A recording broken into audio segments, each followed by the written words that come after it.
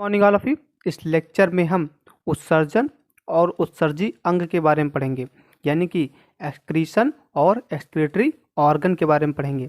सबसे पहले देखेंगे डिफिनेशन ऑफ एक्सक्रीशन, यानी कि उत्सर्जन की परिभाषा, यानी कि उत्सर्जन किसे कहा जाता है। हम जानते हैं कि हमारे शरीर में विभिन्न प्रकार की रासायनिक अपक्रियाएं और यानी कि मेटाबॉलिक रिएक्शन होती रहती हैं।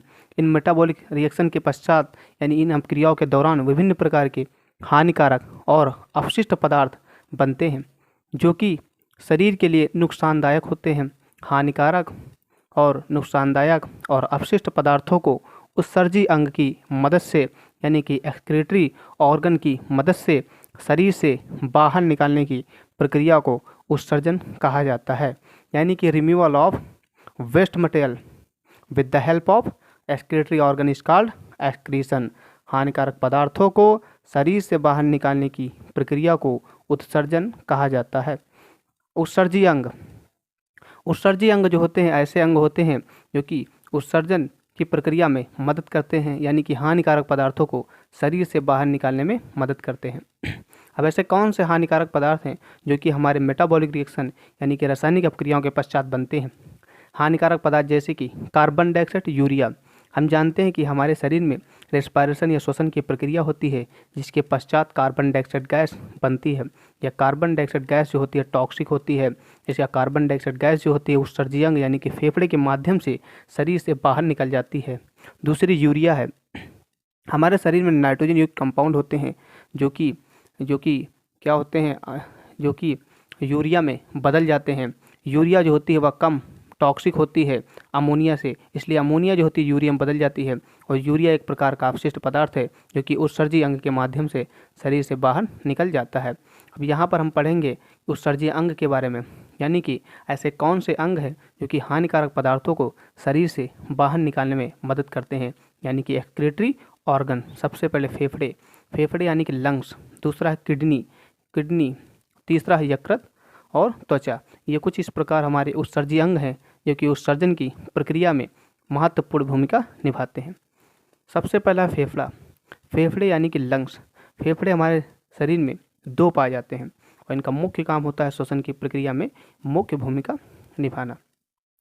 हम जानते हैं कि श्वसन की प्रक्रिया के पश्चात हम ऑक्सीजन गैस को शरीर के अंदर लेते हैं, जबकि श्वसन की प्रक्रिया में बनी कार्बन डाइऑक्साइड को शरीर से बाहर निकालने का जो कार्य होता है वह फेफड़े में मौजूद एल्वियोली का होता है।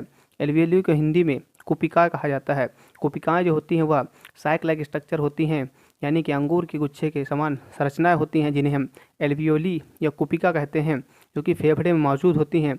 इन कुपिकाओं का मुख्य काम होता है गैसों का आदान प्रदान करना। जैसे कि यहाँ पर श्वसन की प्रक्रिया दिखाई गई है। श्वसन की प्रक्रिया में ग्लूकोज मॉलिक्यूल का विखंडन होता है, यानी ये ग्लूकोज का फॉर्मूला है। ग्लूकोज जो होता है टूट जाता है, ऑक्सीजन की मदद से टूटता है, इससे कार्बन डाइऑक्साइड जल और एनर्जी का फॉर्मेशन होता है। कार्बन डाइऑक्साइड एक प्रकार की टॉक्सिक गैस होती है, यह हमारे शरीर के लिए हानिकारक होती है।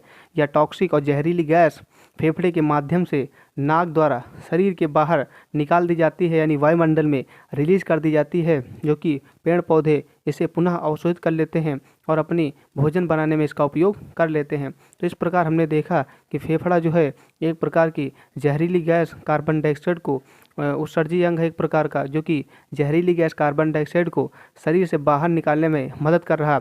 इस प्रकार फेफड़ा एक प्रकार का उत्सर्जी अंग है। फेफड़ा एक इस प्रकार उत्सर्जी अंग है। दूसरा हमारा उत्सर्जी अंग है किडनी, जिसे वृक्क के नाम से भी जाना जाता है। और किडनी जो होती है, किडनी की जो इकाई होती है, यानी किडनी जो होती है नेफ्रॉन से बनी होती है। Nephron is a structural and functional unit of kidney, यानी रचनात्मक जो इकाई होती है किडनी की, उसे हम नेफ्रॉन कहा जाता है।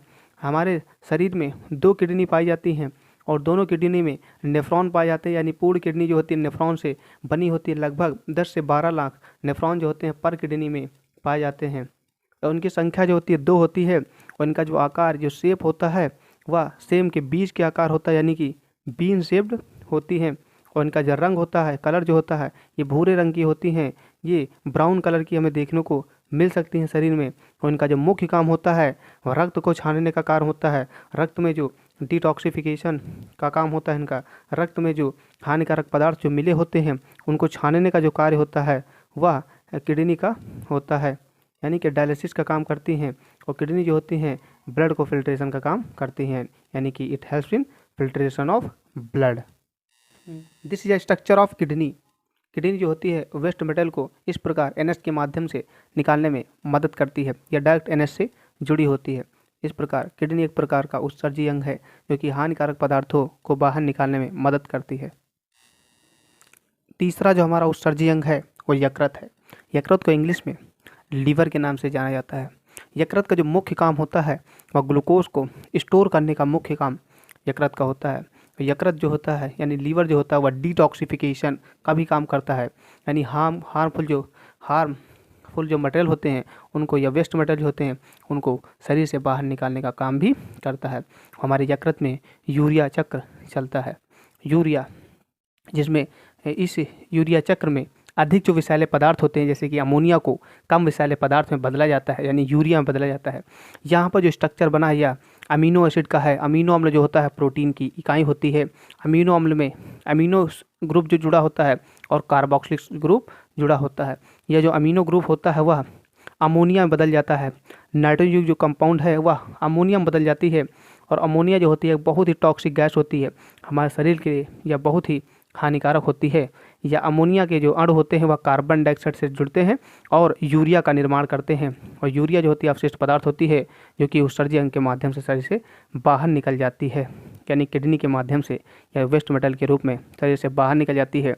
जो चौथा हमारा उत्सर्जी अंग है वो त्वचा भी महत्वपूर्ण भूमिका निभाती है शरीर से हानिकारक पदार्थों को निकालने में। यह हानिकारक पदार्थों को पसीने के रूप में निकालने का कार्य करती हैं। इस प्रकार हमने देखा उत्सर्जन क्या होता है, यानी हानिकारक पदार्थों को शरीर से बाहर निकालने की प्रक्रिया को उत्सर्जन कहा जाता है। और उत्सर्जी अंग हमने देखा, यहाँ पर हमने फेफड़े देखे जो कि एक प्रकार का उत्सर्जी अंग है जो कि कार्बन डाइऑक्साइड को शरीर से बाहर निकाल रहा। किडनी देखा, किडनी भी एक प्रकार का उत्सर्जी अंग है जो कि ब्लड को फिल्ट्रेशन में मदद करता है।